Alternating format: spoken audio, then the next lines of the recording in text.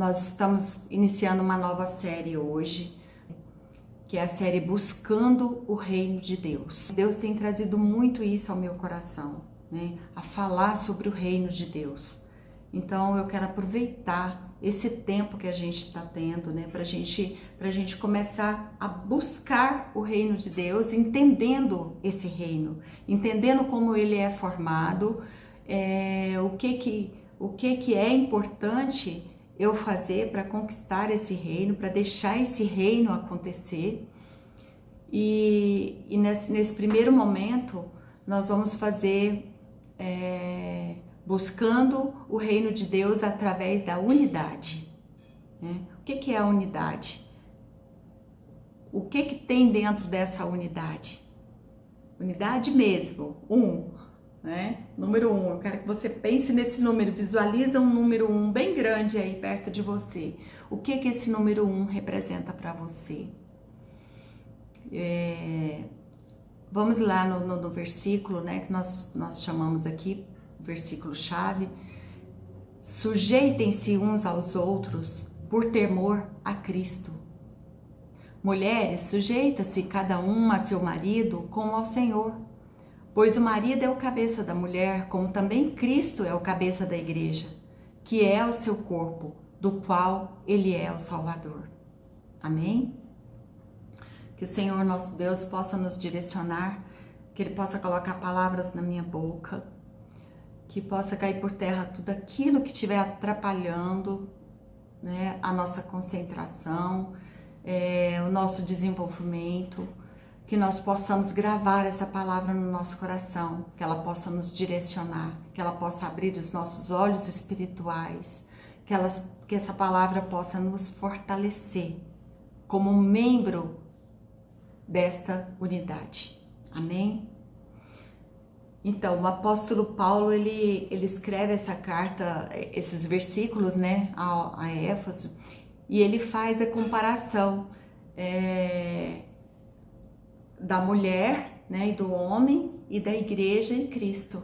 Assim como o homem está como cabeça para a mulher, o Cristo está como cabeça para a igreja. Chamando a sua atenção aqui para o número 1.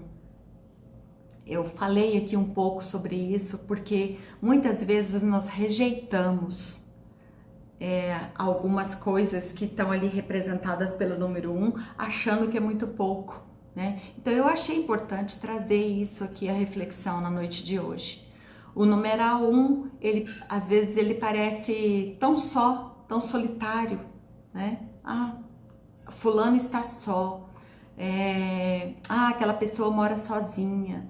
Então assim, quando você olha por esse lado assim, você sente assim um sossego, né? Algo te chamando a atenção assim pro pouco, mas nem sempre aquilo que está representado pelo 1 é pouco. Às vezes é tudo que você precisa, né? Quando nós falamos no âmbito espiritual, esse 1 ele representa a unidade, ele representa o todo, ele nos representa como igreja, né? Assim como nós lemos aqui nesse versículo. Às vezes nós olhamos para esse 1 e nós o rejeitamos, porque nós falamos assim, é tão pouco, deixa para lá. Assim como quando você acha, por exemplo, uma moeda de 1 centavo, né? Você faz uma festa, nossa, eu achei 1 centavo, né? Nossa, quanto dinheiro. Não, às vezes você fala assim, larga para trás, é só 1 centavo. Então você deixa para lá, né? E outros exemplos aqui que eu citei, né? Quando nós estamos com fome, por exemplo, que você abre a sua geladeira e você encontra só um tipo de alimento para você comer. Você faz uma festa, você faz uma ceia, você agradece porque você o tem, ou automaticamente nós lamentamos, nossa, só tem isso hoje. Às vezes isso acontece com a gente, né?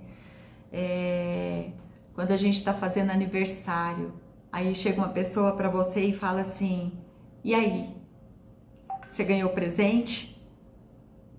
Aí às vezes você tenha ganhado só um presente, você fala assim, só ganhei um. Ou você fala assim, ganhei um presente maravilhoso. Qual é a nossa atitude diante dessas situações? O que o um representa para nós? Talvez a gente possa mudar esse paradigma hoje, entendendo que o um pode ser o tudo que eu preciso. No mundo físico, o um pode representar o universo, o conjunto de tudo que existe.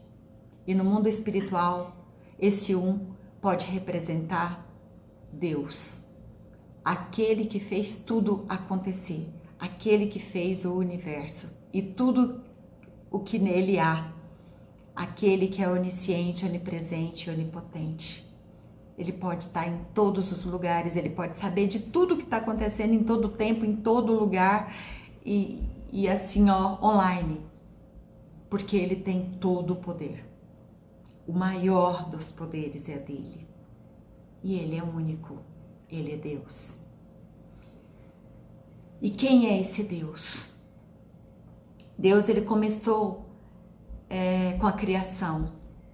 Para nós, né? Dentro do nosso conhecimento bíblico, ele começou com a criação. Depois ele começou a união.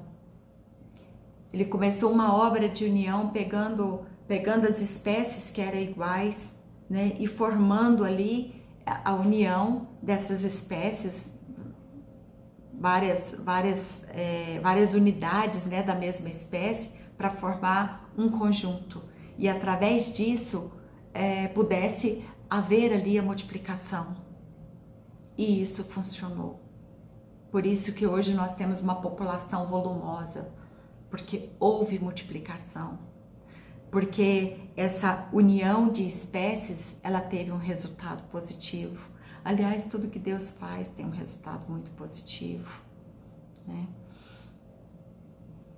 E dentro desse contexto de formar essas uniões, ele teve o propósito de nos tornar mais fortes, não só mais volumosos, mas ele quis que nós pudéssemos ter uma cooperação uns com os outros, assim, porque ele fez cada um de uma forma, então ele naturalmente, né, eu creio nisso, que Deus deve ter pensado, se eu criei cada um de uma maneira, quando eu somar tudo isso, isso vai ficar muito bom, né? Vai ficar muito poderoso, vai ficar uma obra perfeita. Então, Deus, ele colocou isso no seu coração e ele fez assim. Por isso que ele criou a unidade, por isso que nós temos a unidade. No mundo espiritual isso tem muito significado. Quando Deus começou esse processo, né, da unidade, ele começou enviando o seu filho Jesus e colocando ele como cabeça da igreja. Ele transformou o homem e a mulher, que eram frutos da sua criação, em filhos adotivos e como corpo dessa igreja. E o cabeça dessa igreja é Cristo. Então, olha só, ele uniu o seu único filho a tudo aquilo, o homem e a mulher que ele tinha criado, né? Então ele junta a criatura com o filho e essa criatura passa a ser filhos adotivos. Nós nos tornamos filhos adotivos de Deus. Mas ele formou uma família, né? Juntando-nos ao Pai, ao Filho e ao Espírito Santo, nós nos entendemos como unidade, uma unidade forte, uma unidade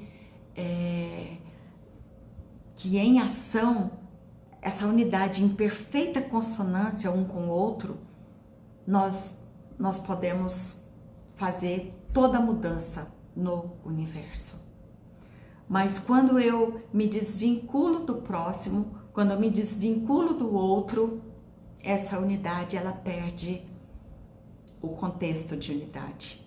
A igreja ela tem que estar junta, ela tem que estar forte e ela tem que ter o cabeça. Por isso que Cristo é importante para a igreja. Por isso que Cristo é importante para nós como unidade. Não existe unidade quando falta um de nós. Não existe unidade quando falta o Pai, o Filho ou o Espírito Santo.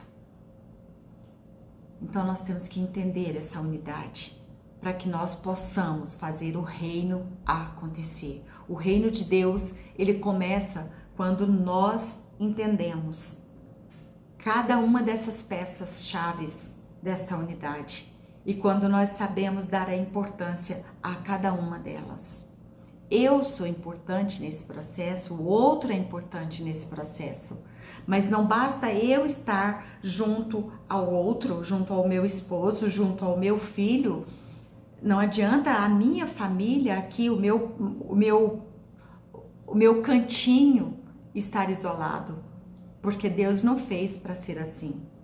Ele fez para ser uma família. Eu espero que você esteja captando essa mensagem, que ela esteja te envolvendo assim como ela me envolveu. Hoje eu consumi essa unidade o tempo todo para que eu pudesse vir aqui falar para você sobre ela. A importância que eu entendo hoje de unidade é muito mais forte do que o que eu entendi até semana passada, até ontem, até agora mesmo. Cada hora ela vai se tornando mais forte. Ainda que nos últimos minutos que eu estava aqui estudando, né, essa palavra, ainda aconteceu aqui, né?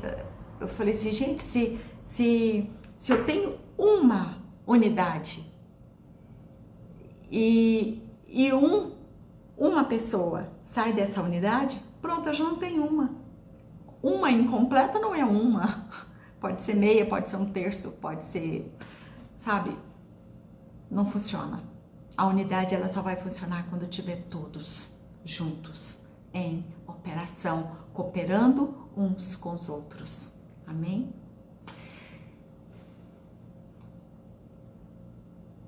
Transformou o homem e mulher que eram frutos da sua criação em filhos. Juntando-nos ao Pai, ao Filho e ao Espírito Santo, nós entendemos então como essa unidade. E assim nós podemos caminhar juntos. O homem ele tem alguns desafios dentro dessa corporação, né, que se chama unidade. Primeiro é resolver esse quebra-cabeça de entender cada um no seu propósito. Entender Deus, como único. E depois a instrução da palavra. Porque sem a palavra você não caminha. Lá em Marcos 12, do versículo 30 ao 33, o mestre Jesus fala com o escriba. E ele fala assim: amarás, pois, ao Senhor teu Deus de todo o seu coração, e de toda a tua alma, e de todo o seu entendimento, e de todas as suas forças. Este é o primeiro mandamento. O seu coração está amando a Deus assim, de todo o teu entendimento? Você está colocando o seu entendimento todo voltado a amar a Deus em primeiro lugar? Ou você primeiro ama o que você tem ou quem você tem do seu lado? Aí depois vem o segundo que Jesus coloca, que é semelhante a este primeiro mandamento. Ele coloca: amarás o teu próximo como a ti mesmo. Não há outro mandamento maior do que estes. Jesus, ele colocou esses dois mandamentos, e se você começar a estudar, a ruminar esses dois versículos, você vai ver que você colocando ele em funcionamento, todos os outros mandamentos, eles se cumprem. Porque ainda dando aqui, né, continuidade, o escriba lhe disse: muito bem, mestre, e com verdade disseste que há um só Deus e que não há um outro além dele, e que amá-lo de todo o coração e de todo o entendimento e de toda a alma e de todas as forças, e amar o próximo como a si mesmo, é mais do que todos os holocaustos e sacrifícios. Jesus não... Ele viu o escriba dizendo e falou assim, poxa, ele realmente entendeu bem tudo isso. Porque quando eu consigo conciliar tudo isso, quando eu consigo amar o meu próximo como a mim mesmo e amar a Deus acima de tudo, eu estou já fazendo o maior dos sacrifícios. Eu não preciso queimar nenhum animal, eu não preciso fazer mais nada, nenhum sacrifício. Eu já estou colocando o reino de Deus, eu estou colocando o reino nas mãos de Deus, melhor dizendo.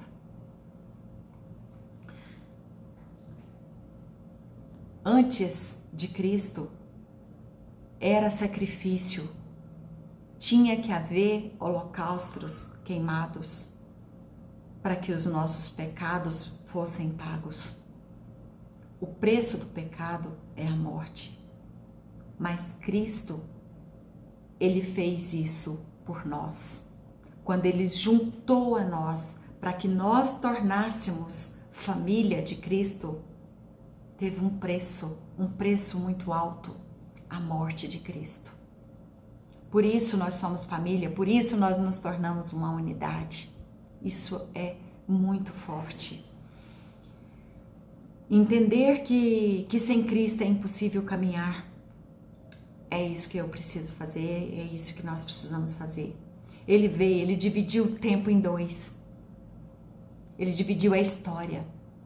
Antes de Cristo e depois de Cristo, é isso que nós temos em todo o universo. É o tempo dividido em dois. Pensa o poder que Cristo tem.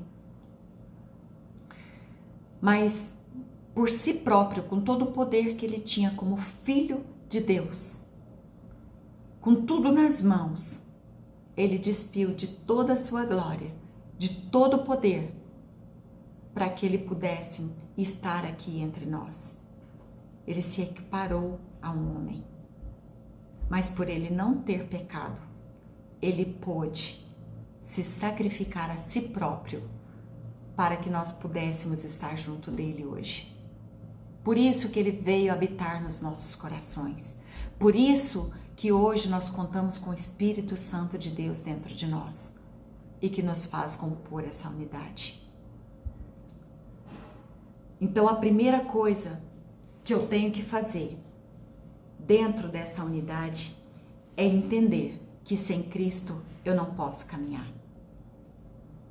Eu só sou purificado porque houve o sangue dele por mim e por nós. A segunda coisa que eu tenho que entender é que essa célula chamada unidade, ela só vai funcionar se nós estivermos em família. Primeira coisa, ter Cristo como cabeça. Segundo, nós temos que colocar essa unidade para funcionar, mas ela só vai funcionar se nós vivermos como família. Família não briga, família não se desentende, família em Cristo, entendendo Ele como o primeiro, amando Ele em primeiro lugar, você vai se submeter uns aos outros. Assim diz, sujeitai uns aos outros. Sujeitai uns aos outros. Quando eu me sujeito ao outro, eu dou o meu lugar para ele. É como se você, quando você subtrai alguma coisa de você para dar para o outro, você não, na verdade, às vezes materialmente você se sente subtraindo, mas na verdade você está somando, porque você está trazendo respiração para você como família. Você está fazendo a sua célula viver. Você está fazendo com que essa unidade pulse o coração. Essa unidade, ela só vai pulsar se você fazer isso funcionar em amor. A família, ela só começa a funcionar quando você começa a dar ouvido para o outro. Deus deu 2 ouvidos e uma boca. Às vezes nós temos que falar menos e ouvir mais. Na maioria das vezes, ouvir mais. Principalmente espiritualmente, né? Então, às vezes, a ansiedade, a falta de paciência não nos deixa usar os ouvidos. Às vezes, nós não queremos usar nem a boca. Usamos os olhos, né, para fazer uma leitura. Mas aí a gente lê e não age. E aí não adianta. Então, nós não podemos deixar diminuir o poder da unidade, tirando os ouvidos desse corpo. Os ouvidos têm que funcionar. A boca tem que funcionar. O coração tem que funcionar. As mãos têm que funcionar. Os pés têm que funcionar. Todo o corpo tem que estar ativo em prol desta família. E o outro item que eu coloquei aqui é estar sujeito uns aos outros. No grego, essa palavra sujeitai, ela significa colocar algo sob o rígido controle de alguém. E isso é colocar-se sujeito a Cristo. Quando você coloca-se sujeito a Cristo, você está se colocando sujeito à palavra. E a palavra é amar a Deus acima de todas as coisas e o teu próximo como a ti mesmo. Você está vendo que não tem como escapar do amor? Não tem como escapar. Você vai colocar o amor para pulsar dentro da sua célula. Amém, amém. Nós precisamos ajudar. Nós precisamos reconhecer o nosso lugar. Nós precisamos obedecer a palavra. Precisamos sair da ignorância. Nós precisamos começar a ser cultos, colocando essa inteligência para funcionar. É a inteligência espiritual. A inteligência que Cristo nos deu. Ele nos deu mente de Cristo. Deus nos deu mente de Cristo. Ele colocou o sangue de Cristo em nós, no nosso corpo. Como que eu vou fazer tudo isso pulsar sem o amor? Não tem como. Eu só vou colocar essa unidade para funcionar se eu aceitar a ajuda do outro. Às vezes nós nos achamos tão autossuficientes que nós não queremos a ajuda do outro. Às vezes nós não queremos dar a ajuda e muito menos receber. Às vezes nós oferecemos ajuda para o outro e ele não quer. E às vezes você está recebendo a ajuda do outro e você não quer. Quantas vezes você sorri para uma pessoa e essa pessoa não te devolve sorriso? Quantas vezes você... Hoje não, né, gente? Com o coronavírus nós temos que evitar o abraço. Mas você não abraça só com os braços. Você aprende a abraçar com a palavra. E às vezes você se direciona uma palavra para uma pessoa e essa pessoa não te responde. É muito triste quando nós deixamos a unidade morrer. Porque quando nós deixamos a unidade morrer, nós deixamos o nosso coração parar. Porque o coração, ele só funciona quando há amor. Sem o amor, não vai para frente. Você não precisa caminhar sozinho. Você tem um Deus, um único Deus, que é trino, que é forte, que é o Todo-Poderoso.